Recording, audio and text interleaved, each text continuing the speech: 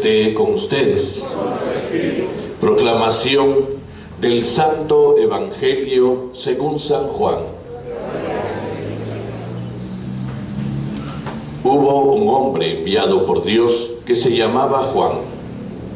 Este vino como testigo para dar testimonio de la luz, para que todos creyeran por medio de él.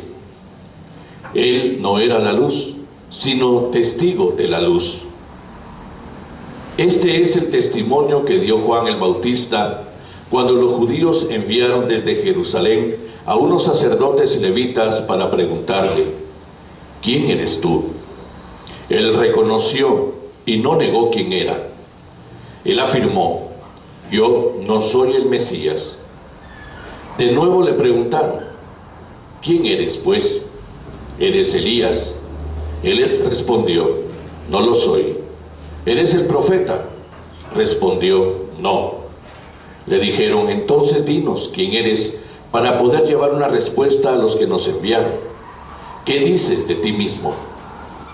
Juan les contestó: yo soy la voz que grita en el desierto, enderecen el camino del Señor, como anunció el profeta Isaías.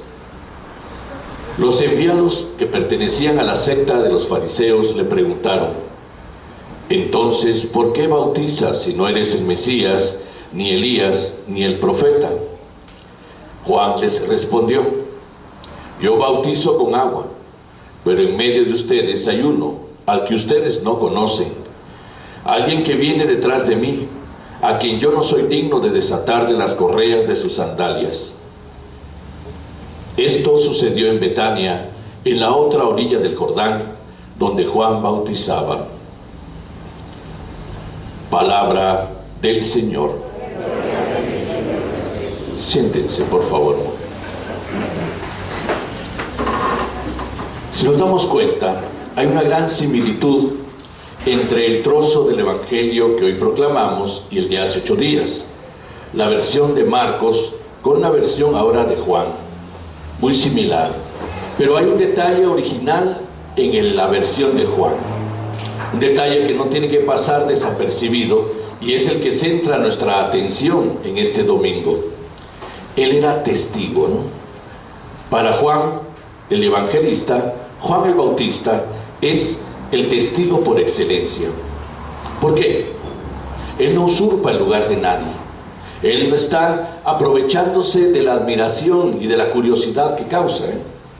Si hubo enviados hacia Juan para preguntarle quién eres, era porque causaba curiosidad, pero también causaba entusiasmo. Juan el Bautista, pues, también atraía personas al desierto, y él precisamente tenía un signo delante de lo que significaba la intención de esta gente que se acercaba a él. Los bautizaba con agua como un signo preparatorio a recibir el reino de los cielos. Acordémonos que el agua tiene un significado muy fuerte de purificación en la mentalidad religiosa de los judíos. Y entonces los bautizaba con agua, una forma externa de decir: prepárate al encuentro con el Señor, prepárate a recibir el reino de Dios. Y obviamente su misma figura, su misma voz, tal vez su misma firmeza, ¿no? Lo encontramos señalándole a Herodes su pecado, hasta que Herodes, movido por la borrachera y la seducción de una muchacha, termina por martirizar a Juan, Pero lo encontramos firme, diciendo la verdad. Y lo encontramos entonces como una persona atractiva, que incluso generó un interrogante: ¿podrá ser este el Mesías de verdad? Y Juan no usurpa el puesto, no se aprovechó de que pudo haber dicho que sí, no se aprovechó de esa posición que tenía, sino Juan el evangelista confirma: él no negó quién era. Yo solo soy una voz que grita en el desierto, enderecen el camino del Señor. Soy solo una voz, no son mis palabras. Mi voz hacen eco a otras palabras, No son mis actitudes las que valen la pena, sino mis actitudes son reflejo de otras actitudes, de las actitudes de aquel que viene detrás de mí, al que ustedes no conocen. Centrémonos en esa frase: al que ustedes no conocen. Y es que este domingo, precisamente, si ustedes se dan cuenta, hay una insistencia esperanzadora, alegre, hay una insistencia en la liturgia que nos pone delante del por qué entonces se llama Domingo del Gózate, ¿no? La esperanza que da Isaías a los cautivos en Babilonia, ¿no? Y sobre todo las figuras que pone son figuras de una esperanza que se abre a una luz, a una alegría, ¿no? El salmo responsorial, la alegría de María, ¿no? Cantada por nosotros como salmo responsorial. Mi alma se alegra en el Señor, ¿no? Se alegra en el Señor. San Pablo diciéndolos a los de la iglesia de Tesalónica: vivan siempre alegres, ¿eh? Vivan siempre alegres. Alegría, entusiasmo, ¿no? Esperanza alegre. Este domingo presenta precisamente eso. Estamos cerquísima ya de la celebración de la Navidad, una fiesta que nos debería de encender en la alegría desde la perspectiva de la Sagrada Escritura. Y por lo tanto, en la alegría del cristiano, ¿en qué se basa? En que conoce a Jesús. En que conoce a Jesús. Conocer a Jesús. Juan el Bautista le dice a los fariseos: ustedes no lo conocen, por eso no saben de él. La idea es que el cristiano sepa de Jesús, conozca a Jesús para poder transparentarlo. Es decir, si yo tengo que ser testigo, yo no usurpo el lugar de Jesús, sino presento a Jesús, que es distinto, ¿eh? ¿Y cómo lo presento? Y en el problema nuestro, ¿eh? ¿Qué testimoniamos ante el mundo de nuestro ser cristiano? Miren, a veces se nos olvida que la actitud externa del cristiano es muchísimo más importante que todas las prédicas que pueda hacer, ¿eh? Que toda la sabiduría bíblica, que toda la sabiduría teológica. Conozco gente de una sabiduría teológica, pero intratable, ¿eh? Intratable, ¿eh? Gente de una sabiduría bíblica, pero que es casi como un antisocial, ¿eh? Personas que saben mucho de teoría, ¿eh? Teológica, bíblica, pero son personas que no saben nada de Jesús, ¿eh? No saben nada de Jesús. ¿Por qué? Porque no transparentan las actitudes de Jesús, ¿eh? Por eso el testigo por excelencia no es tanto el que habla bastante, no es tanto el predicador de moda. El testigo por excelencia es el callado que vive, el que en su vida cotidiana demuestra que es cristiano, el que en su vida cotidiana transparenta lo que cree.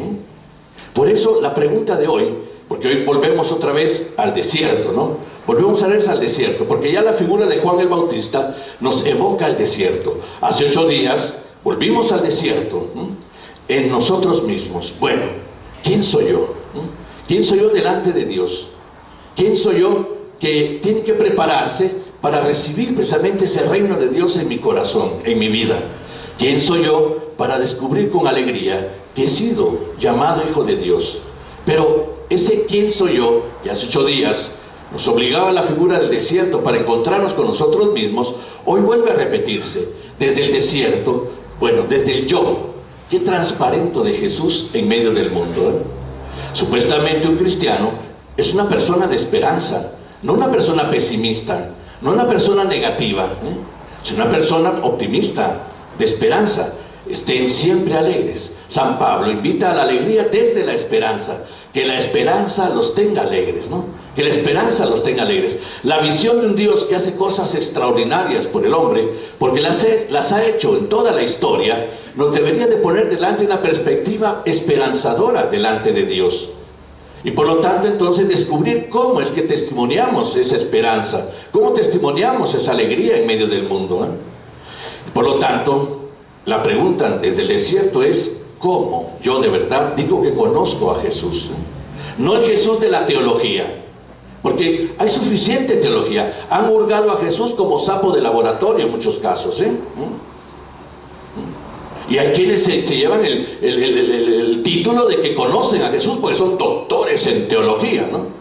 Hay quienes son doctores en Sagrada Escritura y han escarbado la Escritura y todo lo demás, pero se parecen a aquellos a los que Jesús también les dijo: ustedes que buscan respuestas de vida en la Escritura, se lo dijo a los doctores de la ley. Ustedes son doctores de la ley, ustedes son los teólogos de Israel. Ustedes buscan respuestas de vida en la Escritura y la respuesta de vida está delante de ustedes. La respuesta de vida está delante de ustedes. Aquí hay gente que le fascina estar dándole vuelta a la Biblia de pe a pa, ¿eh? Y dicen que la estudian, y dicen que se la saben. Pero ¿por qué eres intratable? ¿Por qué eres una persona triste? ¿Por qué eres una persona pesimista? ¿Por qué eres una persona que no transparenta aquello que dice creer? Porque lo son. Y entonces la respuesta sería, ¿por qué no conoces a Jesús? Dices que lo conoces, te has dejado llevar por el maravillosismo de sus milagros, ¿no? Te has dejado llevar por las teofanías, ¿no? De aquellas apariciones donde Jesús, con rayos y truenos y nubes y voces hermosas, cavernosas, ¿no? Te has dejado llevar precisamente por la exaltación de una figura que nunca quiso ser exaltada de la forma en que viene exaltada, como un superhéroe de nuestro tiempo, ¿eh? No. La figura de Jesús es una figura que se acomoda a la sencillez de la gente, a la pequeñez de la gente. Es una figura que se hace pequeña para estar al lado de los pequeños, ¿eh? Es una figura que se hace precisamente solidaria en la realidad del dolor, de la tristeza, de la angustia, para dar luz desde ahí, ¿eh? Para dar esperanza desde ahí, para dar razones de alegría desde ahí. Por eso es que a veces no conocemos a Jesús, porque nos seguimos fascinando con la figura de un Jesús triunfante, victorioso, Rey de reyes, Señor de señores, todopoderoso, que todo lo puede, que me va a sacar de líos por milagros y cosas por el estilo, ¿eh? Pero no nos fascinamos de la figura humana de Jesús, ¿eh? Es decir, el que es también verdadero hombre. Todo esto es verdad, porque Él es el Rey de reyes, Señor de señores, el victorioso, el triunfador y todo lo demás. Pero antes de eso, es aquel que vino entre nosotros a hacerse uno con nosotros desde nuestras realidades. Él sabe de nuestros sufrimientos, Él sabe de nuestros dolores, Él sabe de nuestras angustias, de nuestros miedos, de nuestros interrogantes, de nuestras confusiones, de nuestras desesperanzas. Lo sabe, ¿eh? Porque por eso nació en la forma en que nació, como un último de la sociedad, ¿eh? Como un último de la sociedad, para desde ahí reconstruir la dignidad del hombre, para desde ahí, en el anuncio de la palabra, dar esperanza, dar luz, dar motivos para que la esperanza nos tenga alegres, como dice San Pablo. Y entonces, conocer a Jesús no es tanto una sabiduría teórica, académica, que sí es necesaria, yo no lo niego, pero a veces ubicarnos en un Jesús escudriñado, disectado prácticamente, como decía, como un animalito de laboratorio, no es la forma de conocerlo, ¿eh? No es la forma de conocerlo. El que conoce a Jesús es aquel que lo transparenta, ¿eh? Y en la historia ha habido santazos, ¿no?, que no han hecho mayores milagros, no han hecho mayores obras, más que presentarse ante el mundo como personas alegres. Un San Francisco de Asís, ¿no?, que en el despojo de lo suyo, si era una persona burguesa, era un hombre con mucho pisto, ¿no? Sus papás eran comerciantes de telas en su tiempo, era precisamente pertenecer a la clase burguesa de mucho pisto, ¿no?, en su tiempo. Se despoja de todo, va a vivir abajo, fuera de Asís, a lo que se llama la Porcíncula, que hoy los franciscanos se encargaron de arruinar porque hicieron una gran catedral encima, ¿eh?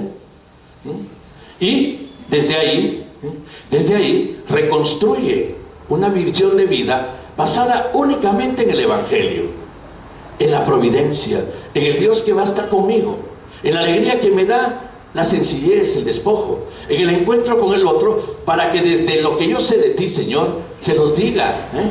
Porque lo que yo sé de ti es suficiente cuando enciendo esperanza, cuando enciendo alegría, cuando enciendo luz, ¿eh? Es suficiente para decirle al otro ánimo, ¿eh? Ánimo.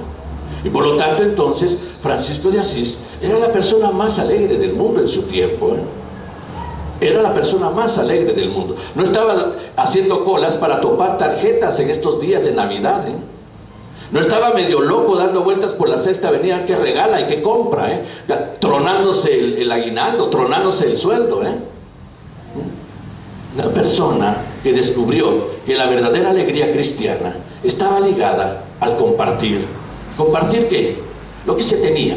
Y para Francisco de Asís lo que tenía era precisamente su alegría, su fe en un Dios providente. Tanto que para él, pues bastaba pensar en que las aves del cielo no siembran ni cosechan, para pensar que si Dios las cuida, me cuida a mí. Que las flores del campo no hilan, ni tejen, Pero ni Salomón se vistió como una de ellas. Si las viste así, me viste a mí, ¿eh? Y entonces, nada de tendencias de modas, nada de tendencia de estar al top de las cosas que hay que ir acumulando para tener cierto prestigio social, cierta posición social, porque tal vez desde ahí está ligada muchas veces nuestra angustia, está ligada muchas veces nuestro dolor, ese pensamiento de lo material que a veces nos agobia. Si hoy anunciamos la alegría esperanzadora, es porque precisamente es el anuncio de reconocer en la palabra que viene a nosotros la forma de ser libres. Si la figura histórica de un Israel esclavizado, de un Israel encarcelado en Babilonia, encuentra razones de alegría ante la voz de Isaías, porque hoy todo lo que anuncia Isaías es precioso, Lo que anuncia Isaías para un Israel encarcelado, esclavizado, es hermoso, Si esa voz se presenta en la historia y se cumple en la historia, porque Israel viene liberado de Babilonia, es porque quiere reflejar algo que Dios quiere hacer de nosotros delante de las esclavitudes, de las jaulas en las que nos hemos metido. Sigue siendo una voz que anuncia precisamente que nuestra vida está por encima de todo lo que pueda ser economía, finanzas, pisto y mercadeo y gastos, que nuestra vida vale más de lo que nos ponemos encima, o de lo que nos dicen en la televisión que nos da valor y nos da prestigio social, que nuestra vida está por encima de lo que podemos aparentar muchas veces y que nos agobia para mantener la apariencia, que nuestra vida vale porque es vida de Dios, vale porque aquel que se hizo hombre entre nosotros nos hace entender el valor y la grandeza de la naturaleza humana, y esa la tengo yo, porque Dios me ha creado así y me ha llamado, María en su alegría me ha llamado, se fijó en la pequeñez de su esclava, y si se fijó en la pequeñez de María, se sigue fijando en la pequeñez de cada uno de nosotros. Por eso hay que saber despojar, hay que saber liberarse. ¿Y quién nos ayuda a eso? La comprensión de la figura más libre que se nos ha presentado en la historia. La referencia de esa libertad está en Jesús, aquel que no tenía dónde reclinar la cabeza, Las aves tienen nidos y las zorras madrigueras. El Hijo del Hombre no tiene dónde reclinar la cabeza. ¿Qué nos agobia? Esa es la pregunta en el desierto de hoy, ¿Qué nos agobia que no nos permite ser felices? ¿Qué nos preocupa tanto que nos impide mantener la esperanza? A veces serán tonteras, de verdad, A veces serán cosas ligadas precisamente a cuestiones de un materialismo tan rabioso de nuestro tiempo, que nos obliga muchas veces a querer estar a cierto nivel, tal vez que no podemos. Pero no te basta el don de la vida, no te basta precisamente que eres amado, que has sido creado a imagen de Dios, que la palabra tiene como destino tu vida para hacer la vida, no para saberla, no para tener un conocimiento teórico de ella, sino para transparentarla, porque tu alegría testimonia una alegría para los demás, Y ese es el testigo. Juan es testigo porque es solo la voz, no es la palabra, es la voz que anuncia la palabra, La palabra viene detrás de mí, pero es más fuerte que yo, y ustedes no la conocen, Y eso es lo que la pregunta de hoy. Conozco a Jesús delante de todo esto que a veces me agobia en el mundo. Y entonces descubrir la alegría de este domingo, descubrir la razón por qué se llama la alegría del gózate, El domingo del gózate, domingo gaudete, tanto que supuestamente el color de mi ropa tenía que haber sido rosado, pero aquí no hay rosados, entonces y ni voy a comprar rosado nunca, Si el próximo párroco quiere usar rosado, vaya él, Pero para mitigar el dolor, el color morado penitencial de este tiempo, porque como es gaudete, alegría, pues la forma de decir, bueno, también lo mitigamos, pero no nos ponemos el blanco todavía porque es el de la Nochebuena, el de la Navidad, pues ahí la liturgia recomienda ponerse ornamento rosado, pero ante las formas culturales de nuestro tiempo, pues mejor el rosado, no. Bueno, pero la idea era esa, La idea era esa.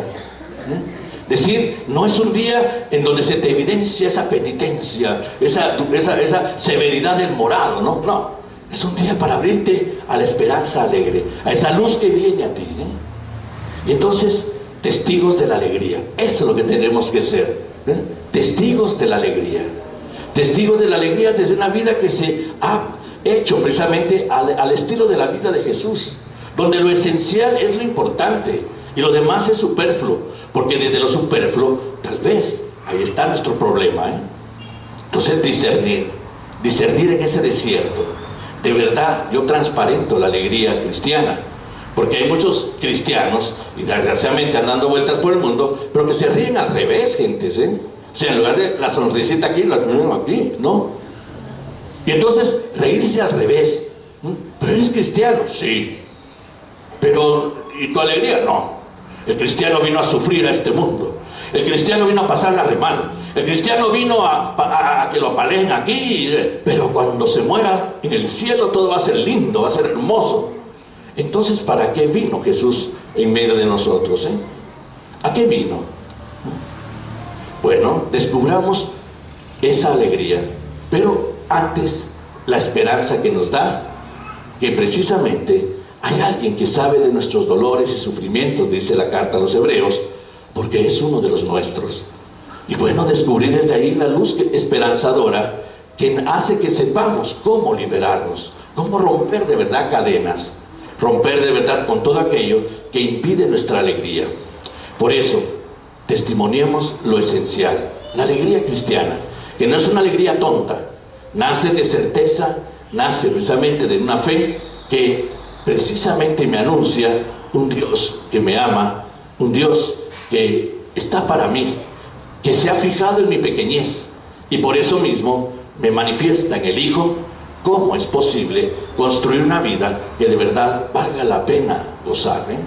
Hoy pues recuperemos desde este camino de Adviento, ante la cercanía ya de la Navidad, la alegría que nos corresponde a los cristianos. Vamos a confirmar nuestra fe.